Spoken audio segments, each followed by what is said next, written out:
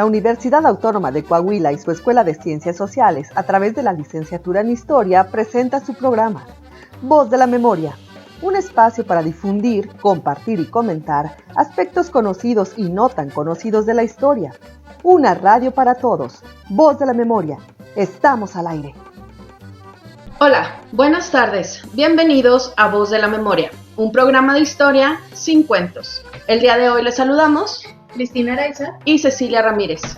Y tenemos como invitados al doctorante, todavía no le gusta que le digan doctor, Jesús Salas Cortés, que es egresado de la Facultad de Comunicación de nuestra universidad, la Universidad Autónoma de Coahuila. Tiene la maestría en promoción cultural y actualmente es delegado del Conservatorio de la Cultura Gastronómica Mexicana. También nos acompaña mi compañero Cristian Ali Pérez Martínez, estudiante de la licenciatura en Historia de sexto semestre y quien también ha enfocado su línea de investigación en la gastronomía del noreste mexicano. Hola, ¿cómo están? Buenas tardes, qué bueno que vienen con nosotros el día de hoy. Hola, ¿qué tal? Muchas gracias por la invitación y qué gusto compartir este espacio y compartir el micrófono con ustedes. Gracias por estar aquí. ¿Qué tal? Igualmente, muy agradecido por la invitación. Ok. Estamos aquí para hablar de gastronomía, de comida, de cazuelas, de cómo se hace la comida en el noreste. ¿Qué nos puedes platicar de eso, Chuy? Creo que tienes un montón de cosas que decirnos al respecto. Bueno, como te digo, les digo gracias por la invitación. A mí me gusta y me apasiona mucho platicar de la cocina tradicional de Coahuila, de la cocina del norte o de la cocina del noreste, ¿verdad? Porque sí, también somos como una región que compartimos pues ciertos platillos, ciertos productos y ciertas formas de cocinar. Creo que esto es muy... a mí me parece muy importante que tengamos eso como punto de partida, porque siempre, o en la actualidad yo veo que no solamente en esta región, sino en muchas partes de México hay como esos conflictos por aquí se originó tal platillo, o aquí este platillo es de nosotros y no lo copiaron o no lo ganaron. Y bueno, al final de cuentas creo yo que México es un país muy diverso y que por regiones compartimos muchos platillos y muchos productos. Para empezar, a mí me gustaría platicarles que la cocina tradicional mexicana es un patrimonio inmaterial de la humanidad.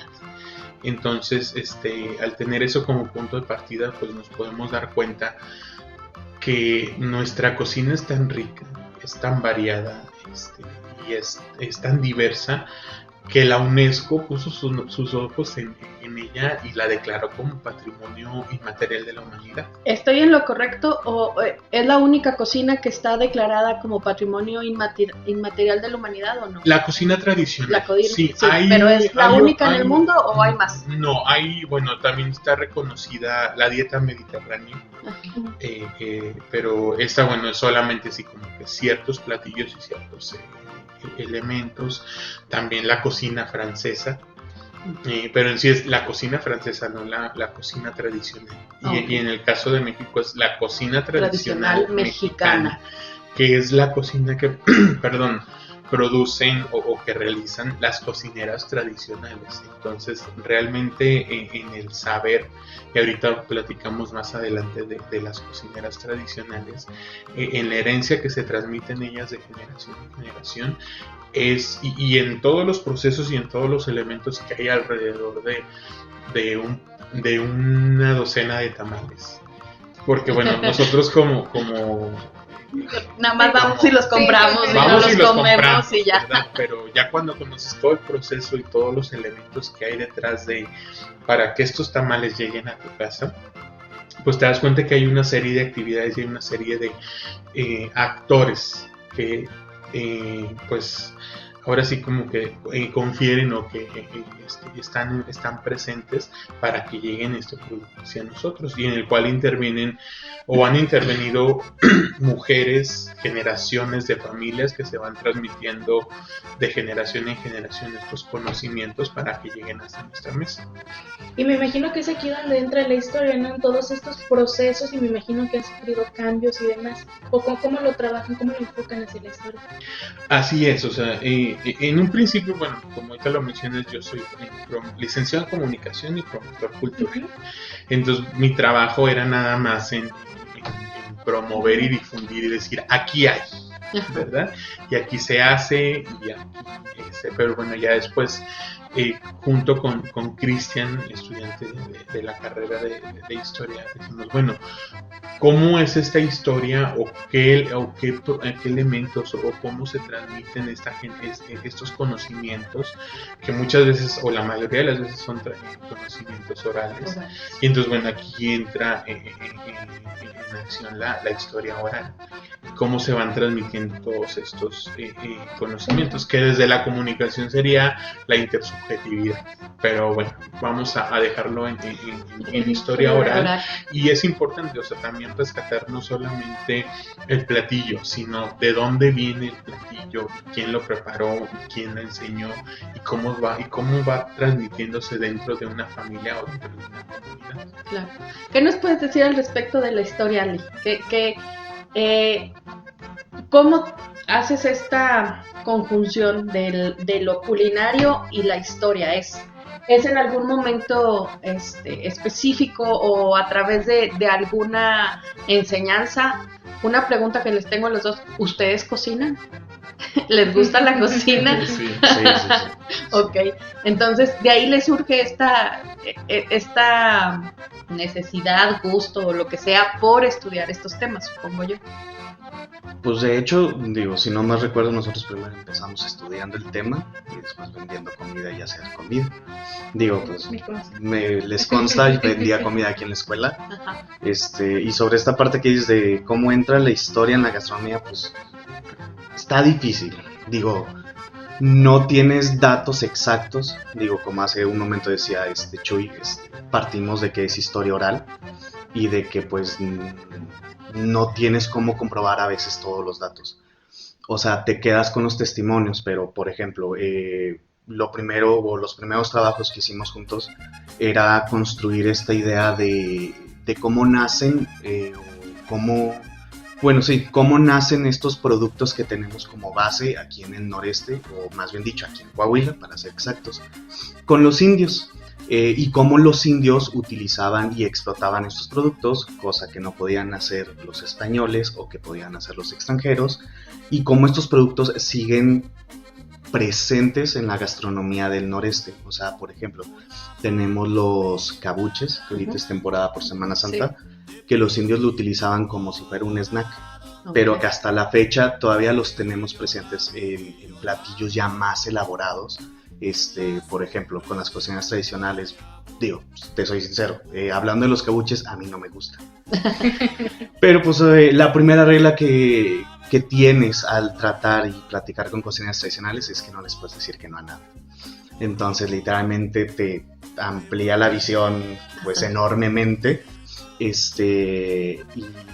está súper impresionante el ver cómo transforman un solo producto en un gran platillo. Uh-huh. También está el caso, no sé, del dátil, uh-huh, que se da mucho en Viesca. Uh-huh. El cómo lo utilizan en Viesca para hacer de todo, o sea, desde dulces de dátil, desde un mole de dátil, desde mermeladas de dátil, desde un asado con dátil, o sea, todos estos aspectos. Y también está súper interesante el cómo seguimos con esta visión de explotar lo que tenemos a nuestro alrededor. Digo, con Chuy he dado varios talleres a cocineras tradicionales desde este punto histórico. Pues, por ejemplo, yo les decía de que pues, los indios no tenían ningún conocimiento base, o sea, era a prueba y error. Ajá. O sea, era de me lo como y si no me pasa nada, si no perfecto. Me muero está bueno. Ajá, exactamente. O sea, no tenía ningún conocimiento, o sea, en comparación, por ejemplo, a los españoles, que en teoría ellos ya sabían qué podían comer, qué no podían comer y qué podían hacer. Bueno, pero cuando llegan aquí los españoles, ¿sabían eso? No, pues no. Digo, según lo que yo he encontrado, pues los españoles llegan cuando quieren implementar o implantar su dieta aquí. Uh-huh. Pero al principio pues se basa en vino tinto, en pan, pero pues pan En ya... carnes, ¿no? Carne de carnes, cerdo, sí, por sí, ejemplo. las carnes, cosa Porque que no en tienen los indios. Los indios, claro. Pero por ejemplo, los indios encuentran un árbol y ven que hay una vainita, y pues vamos a probarla a ver qué tal, ¿verdad? Pero a lo que voy es, o sea, sigue presente esa idea. Conocemos una cocinera, Rosalba, del pueblo mágico de Arteaga, Coahuila, que ella prepara un asado de ciruela. Es el asado más rico que yo he probado. Pero si tú le preguntas el por qué haces o por qué tu familia tiene la tradición de hacer un asado con ciruela, te va a decir de que, pues es que tenemos un árbol de ciruela.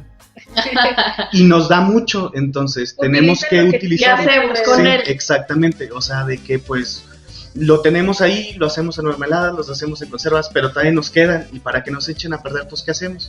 De que no, pues lo utilizamos para hacer un mole, para hacer un asado, para hacer una salsa para enchiladas, etc, etc, etc.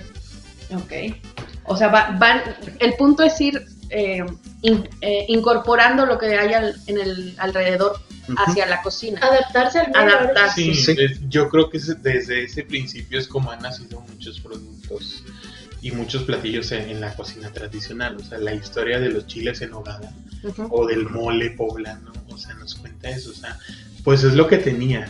Aquí en Coahuila, en Piedras Negras, somos los creadores de los nachos. De los nachos. Que es como un platillo que le ha dado la vuelta al mundo y que inclusive a México, o sea, en muchas partes del mundo es así como que, comida mexicana, nachos. Que por ejemplo, para nosotros es como más comida Tex-Mex. Ajá, sí. Pero no, se hizo de este lado. De este lado. O sea, se hizo de Piedras Negras y es de Piedras Negras para el mundo.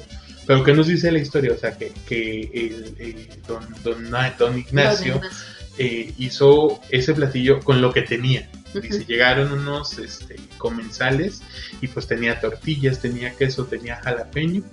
Pues ¿qué hago? Pues voy a freír las tortillas en aceite, les voy a poner un poco de queso y entonces, o sea, desde ese principio es como han nacido muchos platillos, no solamente en Coahuila, sino en todo el mundo y particularmente en México.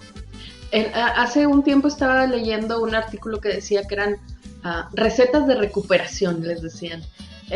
Venía la receta del Starbucks del pan de plátano, que decía, los plátanos que se nos quedan los usamos para hacer este pan, entonces para no tener pérdidas, y que era así como algo lo más innovador en la cocina.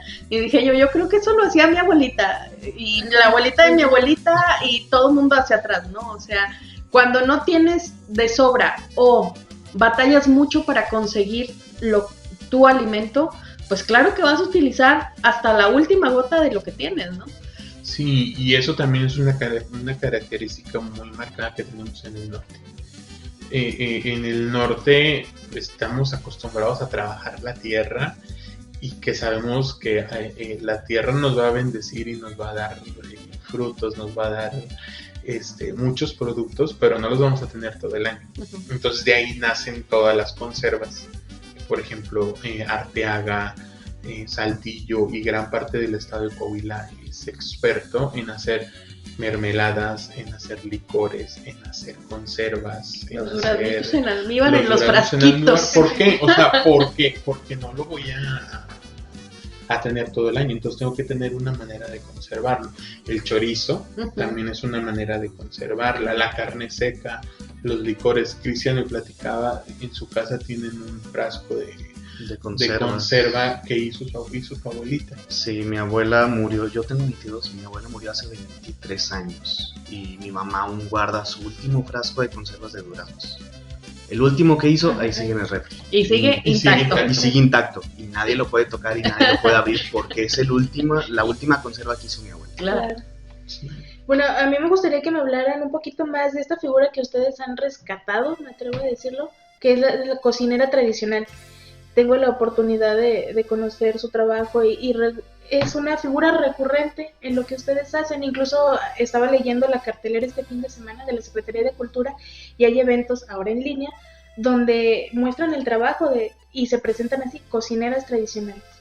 Bueno, regresamos al punto de la declaratoria de la cocina tradicional de México en el 2010, y esto le da un protagonismo a las cocineras tradicionales. ¿Por qué? O sea, porque estamos hablando de la cocina tradicional, la que se transmite de generación en generación, y la que va pasando de abuela a madre, de madre a hija. Y entonces creo que esto le dio de manera positiva mucha proyección a las mujeres y a las cocineras tradicionales. También hay cocineros tradicionales, pero como que por tradición es la cocinera tradicional. Entonces, pues este fue un proyecto que yo conocí en el 2014 con el conservatorio. Tuve la oportunidad de convivir con cocineras tradicionales de otros estados de la República, con Juanita Bravo de Michoacán, con Abigail Mendoza de Oaxaca, con Marta Gómez Alcín de las Mujeres de Humo de Veracruz. Y decía, en Coahuila también debe existir cocineras tradicionales. Todavía no las conocía, todavía no sabía quiénes eran. Y entonces a raíz de esto pues desarrollé un proyecto para convocar a cocineras tradicionales y ayudarlas y apoyarlas a conformarse como grupo, en que empezaran a promover la cocina tradicional ellas por su propia cuenta. Y bueno, pues desde el 2015 nace el grupo de cocineras tradicionales de Arteaga, y con esto no estoy diciendo que antes del 2015 no existía, ¿verdad? Pero ya desde el 2015 comienzan a trabajar de manera formal. Y empiezan a ser visibles. Y de manera en conjunto. Y se les da este nombre, ¿no? O sea, ya se les reconoce con este nombre. Entonces, este nombre encierra todos los saberes que se pasan de generación en generación, de manera oral, entre abuelas, hijas, nietas y demás, ¿no? Sí, regularmente podría ser de abuelas a madres y de madres a hijas, pero obviamente tenemos cosas así. A mí me enseñó mi suegra, a mí me enseñó mi hermana mayor, a mí me enseñó mi tatarabuelita, a mí me enseñó, entonces, pero que se van transmitiendo de generación en generación. Entonces tenemos un amplio campo de cocineras tradicionales, ¿no? Porque creo que esto es algo que pasa mucho, yo creo en todas las casas, esto de transmitir los saberes culinarios. Sí, pero yo creo que, bueno, otra también de las características que debe de tener esta figura es que debe trabajar con los productos regionales o productos de una comunidad. Entonces volvemos al caso de Rosalba, o sea, una cocinera que dice, bueno, a mí me enseñaron a utilizar el ciruelo que se da aquí, hacer las conservas, hacer los platillos y hacer las preparaciones de esta comunidad. Uh-huh. Entonces, pues sí, o sea, es como que la protectora y la que resguarda estos conocimientos. Muy bien. Hablas del conservatorio. ¿Qué implica este Conservatorio de la Cultura Gastronómica Mexicana? ¿Qué es? ¿Cuál es su finalidad? Bueno, el conservatorio surge como ya una organización en el organismo de la UNESCO en el 2010, luego de la declaratoria. Uh-huh. Pero en realidad son un grupo de personas, promotores culturales, académicos, investigadores, cocineras tradicionales, que desde antes del 2010 estuvieron trabajando y empujando para que la cocina tradicional mexicana se declarara en patrimonio. Entonces, al momento en que la UNESCO dice, sí, la cocina es patrimonio, pero debe haber un organismo que le dé seguimiento a este nombramiento, porque no solamente es obtener el título, sino seguirlo trabajando, seguir manteniendo el proyecto vivo, vigente, y seguirlo haciéndolo, seguir que continúe evolucionando. Entonces, en este sentido, ya en el 2010 se conforma como organismo y crea una red nacional delegados con presencia en todos los estados. Entonces, en el caso de Coahuila, yo empiezo a trabajar en la promoción cultural desde el 2008, pero desde el 2012 empiezo como que a enfocarme hacia la gastronomía, y en el 2014 me invitan a formar parte como delegado. Entonces, creo que esto también pues a mí me abrió mucho la visión y el panorama de cosas y proyectos que se pueden replicar aquí en Coahuila, y uno de esos, y yo creo que el más significativo para mí, es el de cocineras tradicionales, porque bueno, a partir de ahí ya pudimos implementar este proyecto, y creo que ha sido un proyecto del cual se han beneficiado muchas mujeres. ¿Hasta dónde ha llegado tu investigación? Porque hablabas ahorita Saltillo, Arteaga. ¿Ha llegado a todo el estado? ¿Tu investigación ha ido hasta...? ¿Qué municipios abarca? Sí. Bueno, mira, en un principio decía, bueno, vamos a hacer el proyecto en Arteaga y luego vamos a hacerlo en los 38 municipios de Coahuila, pero digo, la verdad es que somos un estado enorme y muy diferente. Ajá, eso es lo que te quería preguntar. ¿Qué diferencias has encontrado? Entonces, definitivamente no pudimos abrir un grupo en cada municipio, pero por ejemplo, Cristian y yo trabajamos directamente con las cocineras de Saltillo, de Viesca y de Arteaga. Se han conformado otros grupos de cocineras a los cuales no apoyamos directamente, pero sí asesoramos, y a mí me da mucho gusto, o sea, me agrada mucho que haya cocineras en otros lugares, y me gustaría trabajar con ellas, pero a veces también por el tiempo y las distancias y los recursos no nos es posible. Con la Secretaría de Cultura del Gobierno del Estado de Coahuila, desde el 2019, desarrollamos un proyecto para hacer encuentros estatales de cocina, y de pronto, bueno, pues tratar de integrar y de jalar a más cocineras. Entonces, en el 2019 hicimos uno en Arteaga, un encuentro estatal, y el año pasado, en plena pandemia, en el 2020, hicimos un encuentro estatal en Musquis. Entonces, bueno, ahí se han implementado o han integrado grupos de cocineras tradicionales de Jiménez, de Musquis, de Sabinas, de Parras de la Fuente, de General Cepeda, de Piedras Negras. Entonces se van integrando más. ¿En qué consisten los encuentros? ¿Son demostraciones, talleres, conferencias? Intercambios. Bueno, son eventos de cocina tradicional en general, pero donde pues tú puedes ir y dices, bueno, así voy y encuentro cocina tradicional de Arteaga, cocina tradicional de Saltillo, cocina tradicional de Musquis, de la comunidad de los Negros de los Cogos, de Sabinas, de Jiménez, de la región norte, pero también al mismo tiempo pues hay presentación de libros, hay conferencias, hay talleres de capacitación también para las mismas cocineras. Entonces pues es interesante porque conoces el trabajo tienes la oportunidad de conocer la cocina tradicional de varios municipios y decir, bueno, incluso, por ejemplo, hemos visto el asado de puerco, el asado de bodas, que es un platillo muy tradicional en Coahuila, pero hemos visto cómo lo preparan de maneras diferentes en Arteaga, que tiene su festival de los asados. Ajá. Pero por ejemplo vas a la comarca lagunera y tienes la tradición de la reliquia y las 7 sopas, que es otro tipo de asado. Vas a Viesca y el asado de dátil. Entonces vas conociendo y de pronto las mismas cocineras, no es que acá le ponemos comino, es que acá le ponemos esto, es que acá le integramos este producto que tenemos, y entonces vas conociendo también diferencias. Claro. Corte. Ya, sí.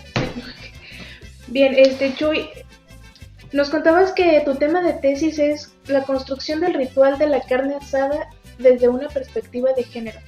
Me gustaría que nos hablaras un poquito de este tema, pero al volver del corte, ahorita tenemos que hacer una pausa y volvemos para seguir charlando con Jesús Salas Cortés y Ali Pérez en Voz de la Memoria. Regresamos a Voz de la Memoria. Nos acompañan Jesús Salas Cortés y Cristian Ali Pérez. Estamos hablando de la gastronomía en el noreste. Jesús, como bien indicaba nuestra compañera Cristina hace rato, antes de irnos al corte, tu tesis, la construcción del ritual de la carne asada desde una perspectiva de género. A mí este título me tiene enloquecida. Desde que me lo dijiste dije, ¡qué bonito! ¿Me puedes explicar, uno, a qué te refieres con el ritual? Y después irnos hacia la cuestión del género. Yo estoy fascinada con esto. Sí, bueno, pues bueno, también como buen norteño, tengo un gusto por la carne asada, por la cocina tradicional en general. Ajá. Pero bueno, creo que también cuando llegamos al norte de México, la gente se casa mucho con la idea de que, es que en el norte nada más Se hace carnita nomás asada. come carne asada, ¿verdad? Entonces, bueno, si bien con este tema del proyecto de las cocineras tradicionales, también el proyecto era darle visibilidad a la mujer en la cocina tradicional. Bueno, creo que en la carne asada también sucede lo contrario, que hay que darle también visibilidad al hombre, porque en el norte, bueno, pues también, al igual que en otros estados de la República, los hombres también cocinamos y los hombres también cocinan y también tenemos panaderos, tenemos parrilleros aquí en nuestro estado y creo que bueno, eso fue lo que me llamó mucho la atención en primer lugar, o sea, el gusto por la carne asada, pero también en ver cómo era estos procesos que transcurrían alrededor de ellos, porque igual nosotros como norteños, o sea, sabemos lo que implica una carne asada, o sea, que es toda una festividad, o sea, que a veces necesitamos un propósito para hacerla, pero a veces no necesitamos un propósito, ¿verdad? O sea, si bien, es prender el carbón, punto. Y el propósito también es convivir alrededor de la parrilla, alrededor del asador. Entonces, pues bueno, si tenemos bien pretextos o no pretextos, la carne asada se puede considerar como un ritual.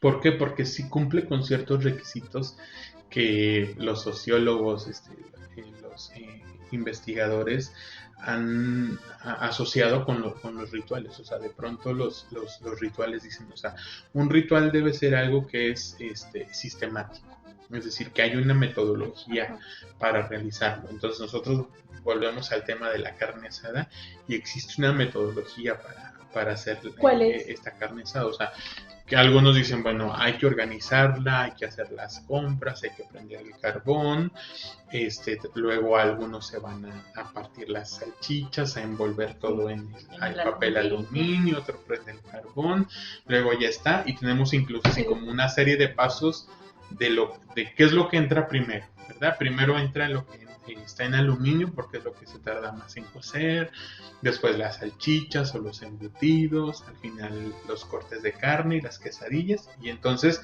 vamos viendo como una serie de metodología que se va dando en torno a la carne asada. Los rituales también son grupales. ¿Y qué es lo que sucede en la carne asada? Bueno, la carne asada también es grupal, e incluso en mi tesis tengo a 20 informantes de la ciudad de Saltillo, parrilleros y parrilleras, que dicen, no, es que cuando yo prendo el carbón solo, como que no es carne asada. Como que me falta algo, claro. O sea, o si no está la familia, si no están los amigos, no es carne asada. Entonces, también este sentido de comunidad, claro, y de convivir en torno al asador, pues bueno, también lo convierte hay una serie de elementos que lo convierten en ritual. Entonces, al hacer una carne asada, también nosotros nos permitimos romper con ciertas reglas y con ciertos estereotipos con los cuales hemos crecido. O sea, por ejemplo, nos han inculcado o hemos crecido con que tenemos que comer en la mesa. Ajá. Que tienes que tenemos que comer con cubiertos, con la cuchara, con el tenedor, con que está mal visto que comas con la en nuestra cultura con la boca, pero en la carne asada te permites pellizcarle al asador, agarrar, estar alrededor todos del fuego, o estar cerca. Incluso, o sea, la carne asada no se hace adentro de la cocina, No. se hace regularmente en un espacio abierto, en la cochera, en la palapa, en el patio.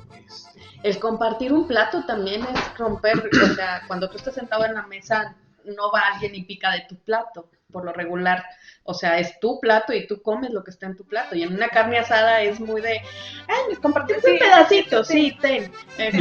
Cosas así, Sí. ¿no? Entonces, creo que es muy interesante estas observaciones que haces de cómo se rompe lo tradicional o lo establecido. A La través de etiqueta esto. también se podría decir. Sí, o sea, digo, es también una serie de reglas que hay de Ajá. etiqueta también en torno a la parrilla. O sea, entonces, bueno, todos estos elementos pues lo convierten en un ritual contemporáneo. Ahora, ¿qué dicen también los investigadores? El ritual sirve también para instituirte en algo, o sea, hay ritos de institución, y entonces la carne asada también muchas veces sirve para eso, o sea, para que llegaron unos amigos de visita, o sea, van a venir unos amigos a vivir aquí a Saltillo o al norte, vamos a darles la bienvenida. ¿Cómo les damos la bienvenida? La carne asada. Y entonces, o sea, ese rito es también instituirlos a ellos como norteños. Y entonces ya vemos que la carne asada también sirve para instruir o también para delimitar. Que es una carnita asada, más bien, ¿no? O sea, es que dices carne asada y como que siento que siempre le hablamos, eso también es otro tema, el cariño con el que le hablas a la comida. La carnita asada. Los diminutivos, Diminutivos. sobre todo aquí en Saltillo se nos da mucho. Yo creo que en muchos lados, ¿no? La carnita asada, pero también dices, como que uno siempre usa el diminutivo para referirse a la comida con mucho cariñito, ¿no? Es muy... Con mucho amor. Con mucho amor.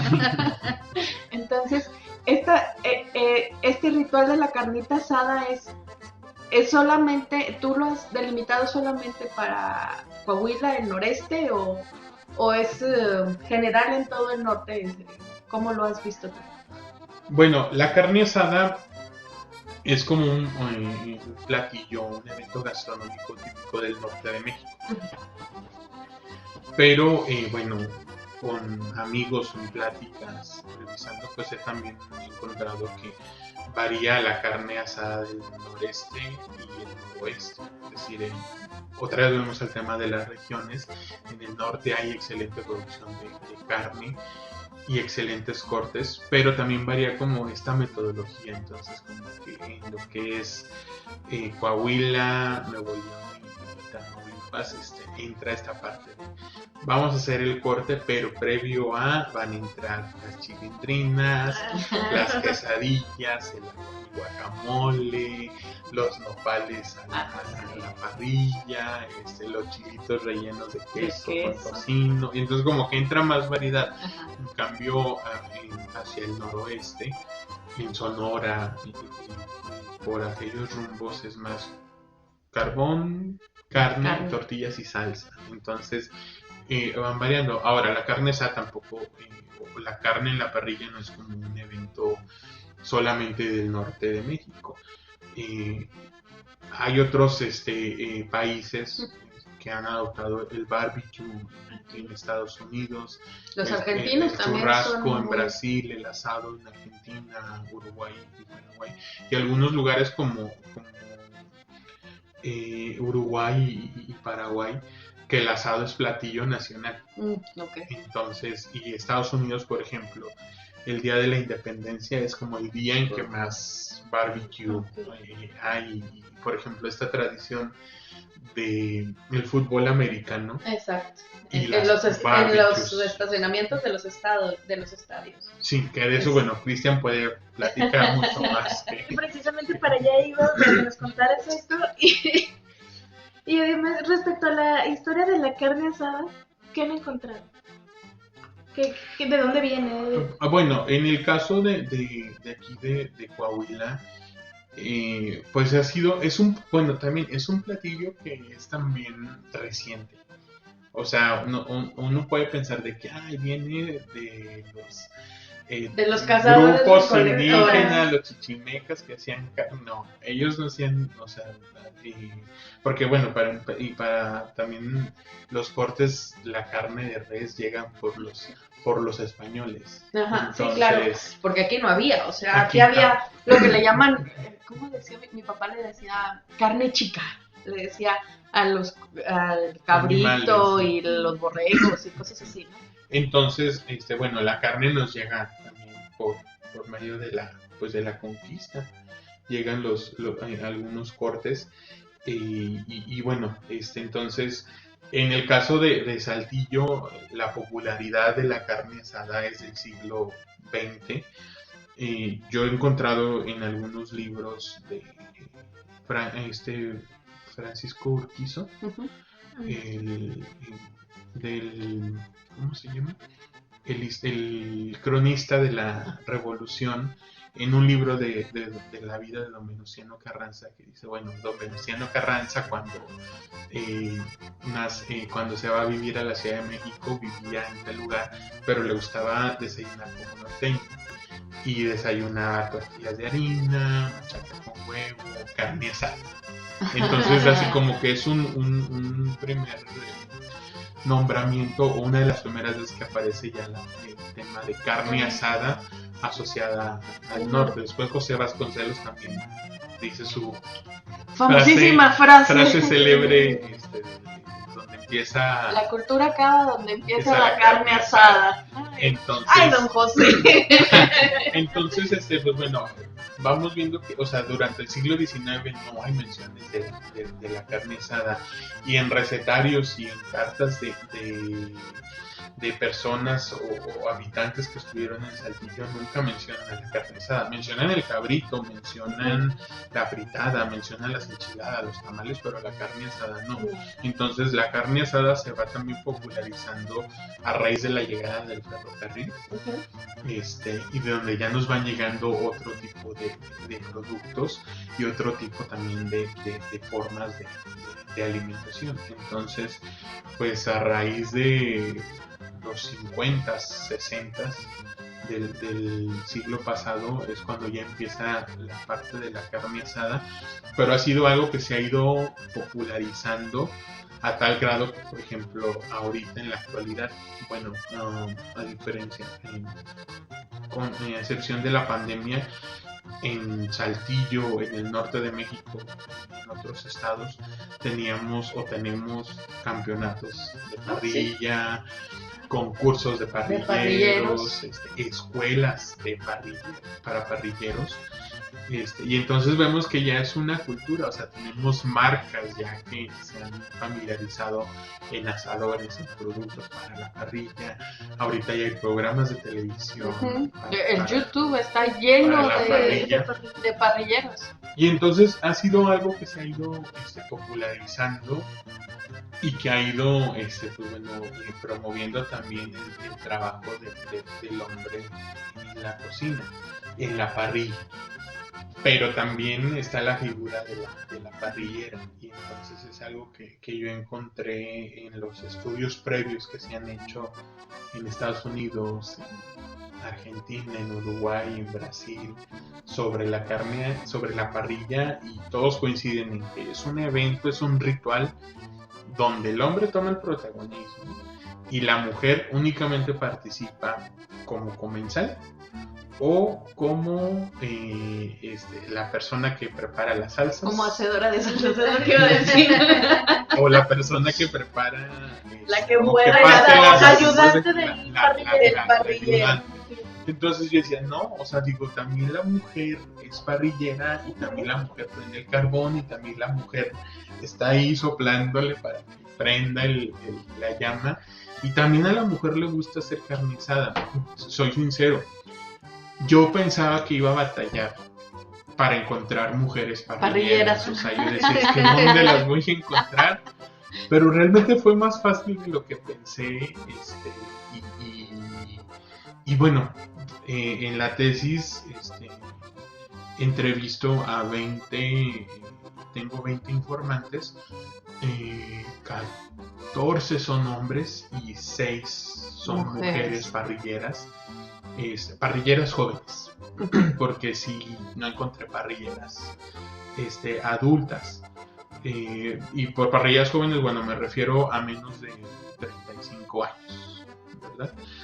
Pero fue difícil, bueno, no difícil, más bien, ya también por el tiempo, porque también tenía que ir cerrando etapas, porque si no termino, dije, bueno, aquí voy a cerrar la muestra. Entonces, pues digo, la verdad, ya viéndolo desde una perspectiva de género, ha sido una oportunidad muy buena para mí para aprender y para conocer también la historia de vida de las parrilleras, y cómo también nos vamos a ir muchas veces casando con una idea de que el hombre tiene que estar en el asador, el hombre tiene que estar en la parrilla y la mujer es la que prepara las salsas. Entonces me atrevo a decir que quizá sea uno de los aportaciones de mi tesis, el darle voz a la mujer y el darle voz a que las mujeres parrilleras cuenten cómo ha sido su experiencia en torno al asador. ¿Y qué diferencias has encontrado entre estos 14 hombres que prenden carbón o son parrilleros y las 6 mujeres que has entrevistado? ¿Qué diferencias a la hora de, o particularidades, sí, a la hora de prender el carbón? Yo creo que, bueno, por ejemplo, una de las cosas que se me viene a la mente es cómo se inician en el ritual. O sea, regularmente el hombre mi papá me enseñó a prender el carbón, o mis amigos me enseñaron a prender el carbón. En el caso de las mujeres, algunas, sus papás las enseñaron a prender el carbón, pero curiosamente es porque no tenía hermanos. Sí, entonces en mi casa éramos puras hermanas y mi papá pues agarró a la más chiquita y le enseñó cosas de hombre. Te resignó. Ajá. Bueno, no sé si se haya resignado, ¿verdad? O sea, pero curiosamente es así, como que me enseñó mi papá y no tenía hermanos. Nomás éramos puras mujeres. Okay. Algunas otras es porque tuve un novio, tuve una pareja que le gustaba hacer carne asada y él dice, vente, vamos a ver cómo se hace, cómo se prende el carbón. Y mi novio me enseñó a prender el carbón. Y otras dicen, yo aprendí viendo sobre la marcha, aprendí viendo a mi papá, aprendí viendo a mi abuelito, y un día dije, yo prender el carbón. Y fueron sobre la marcha, pero también estas informantes cuentan, o sea, un día les dije a mi mamá, quiero prender el carbón, y pero ¿cómo eres mujer? No está tu papá para prender el carbón, ¿cómo le vas a hacer? Pues como todos, o sea, le voy a aprender. Entonces, digo, estas parrilleras se han enfrentado a precisamente eso, o sea, a las construcciones que nosotros mismos, con las que nosotros hemos crecido. Yo voy a ser bien sincero, o sea, a mí no me gusta aprender el carbón. Okay. Y a lo mejor la gente me ve y me dice, pues haciendo una tesis de carne asada, es parrillero, le gusta hacer la carne asada. ¿Y por qué decidiste hacerlo? Si no eres... Porque me gusta la carne asada. Sí te gusta la carne asada, pero no prender el carbón. O sea, digo, y ya ahorita he convivido, digo, Cristian y yo hacemos carne asada y Cristian lo prende en 2 minutos. Nada más que yo aprendí a prender carbón por necesidad de prender carbón. O sea, no porque mi papá me enseñara. De hecho, yo aprendí, el primer carbón que yo aprendí tuve que ver un tutorial en YouTube. Ok. Porque en mi casa la que prende carbón es mi hermana. Esa. Pero mi hermana, porque yo aprendí porque se me antoja la carne asada y quiero hacer carne asada y no quiero depender de nadie para comer carne asada. Claro. Y en mi casa, pues todos así de que, okay. ¿Cómo tu hija, cómo tu hermana va a aprender la carne? Va a aprender el carbón. No puede ser posible. Entonces, por ejemplo, con mi hermana, cuando hay carne asada en mi casa, siempre es como que la competencia. Ajá. De que quién va a ser el ayudante y quién va a ser el parrillero. Ajá. Y siempre se termina imponiendo ella. Entonces yo aprendí a prender carbón, pero por necesidad ya fuera de mi casa. Ok. Pero bueno, se va dando. Y son estas diferencias también en este ritual que dices tú de... yo me puedo decir como aprendiz de parrillera. No soy parrillera experta. Tengo una amiga que es parrillera experta y pone de todo en el asador, de todo. Entonces, a esto iba. Hay una diferencia entre lo que ponen las mujeres en el asador y lo que ponen los hombres, porque, bueno, por ejemplo, nosotros cuando nos juntamos las amigas, que somos puras mujeres, o sea, ponemos hartos vegetales, nos encanta usar vegetales y al final se nos ocurre poner ahí un pedazo de carne y ya, pero nos llenamos de vegetales. Entonces, mi pregunta es, ¿hay una diferencia entre lo que los hombres y las mujeres ponen en el asador? Así como decías tú del... Bueno, yo creo que a lo mejor se puede ver esa diferencia de esa predilección de las mujeres por los vegetales. Por ejemplo, otra diferencia que encontré es que en los hombres es muy marcado esa parte de carne asada y cerveza. Ajá. O carne asada y whisky, o carne asada, una carne asada sin cerveza, no es carne asada. Y por ejemplo con las mujeres parrilleras, ¿no? Las mujeres es de que, pues, me tomo una cerveza, pero igual aguas frescas, o agua natural, o agua mineral. No, incluso, bueno, de las 6 informantes, o sea, yo creo que 5 eran de que no tomo, somos abstemios en mi casa, o no tomo alcohol, o no me gusta tomar porque luego no disfruto la carne, o no disfruto la comida. Entonces yo creo que preparo mi carne, me la como, igual al final me tomo una cerveza, pero una nada más. Y en cambio en los hombres es un poco más marcado. No, o sea, tenemos que tener cerveza, tenemos que tener bebidas alcohólicas, porque si no, no sabe. Entonces como que son esas diferencias las que se van marcando. Y bueno, creo yo que pues, obviamente estamos en un mundo muy diverso. Y obviamente cada quien va a platicar desde su experiencia y desde donde lo aprendió, pero creo que el tema de la mujer en la parrilla es un tema que no todos no habían puesto el ojo, o no habían dicho, bueno, ¿qué es lo que tiene que aportar? Y por ejemplo, a mí me llama mucho la atención, durante el 2020 Netflix estrenó 3 series con mujeres parrilleras. Una de ellas era un tipo reality show tipo Masterchef, pero de parrillas. Y había uno de ellos decía, yo soy el típico parrillero americano. Y había concursantes y todo, y aparecen mujeres en la parrilla, y no les voy a decir quién gana para que lo vean. Para que lo vean. Pero por ejemplo, sin spoilers, por favor. Hay otro de Mr. Totsi. Miss Totsi. Es una serie de 4 documentales sobre la parrilla en el mundo. Okay. Entonces entrevistan a una parrillera, fíjense, maestra parrillera tradicional de Estados Unidos, que vive en ¿dónde? En Texas. No recuerdo en qué parte, pero en Texas. En un lugar de Texas, y que tiene toda la vida haciendo parrilla, barbecue, y en algún año de su vida le dieron un reconocimiento como la mejor parrillera de Estados Unidos. Y entonces pues ella platica de sus cosas, y casualmente no platica de algún punto o tema de discriminación.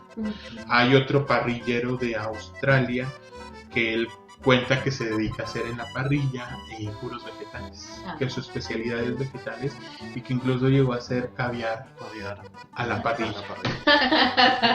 Entonces, pues bueno, son como, yo digo, es como en la parrilla desde lo alternativo, o sea, la innovación también, la innovación y es ir adecuándote a estas nuevas formas de comer, ¿no?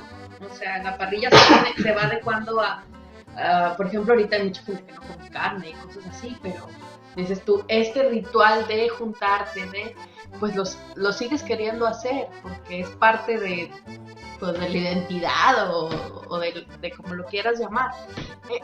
Iba yo, ahorita que mencionaste que era maestra parrillera tradicional, te iba a decir, esta carne asada entra dentro de esto de la cocina tradicional, no entra. Podríamos decir que los hombres o mujeres que prenden carbón son cocineros tradicionales. Pues es que a final de cuentas es también la carne asada, en este caso, bueno, en Estados Unidos es también uno de los platillos, pues no sé si llamarlos tradicionales, pero de los platillos emblemáticos.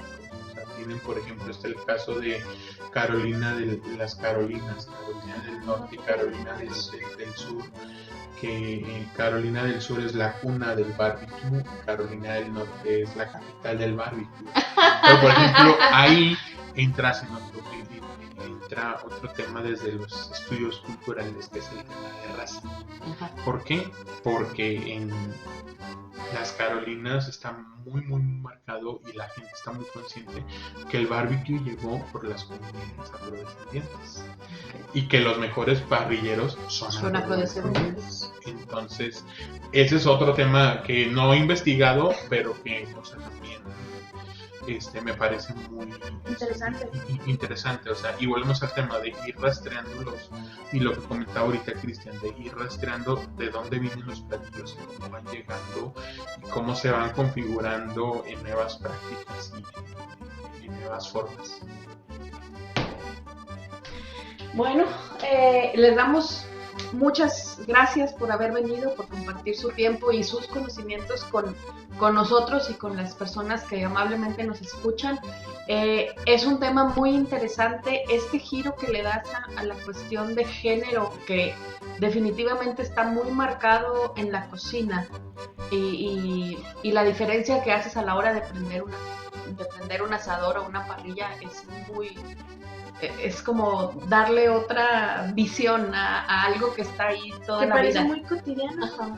Que para nosotros está ahí siempre, ¿no? O sea, yo creo que cualquier día de la semana uno puede salir a esta ciudad y hueles, hay alguien haciendo carne asada.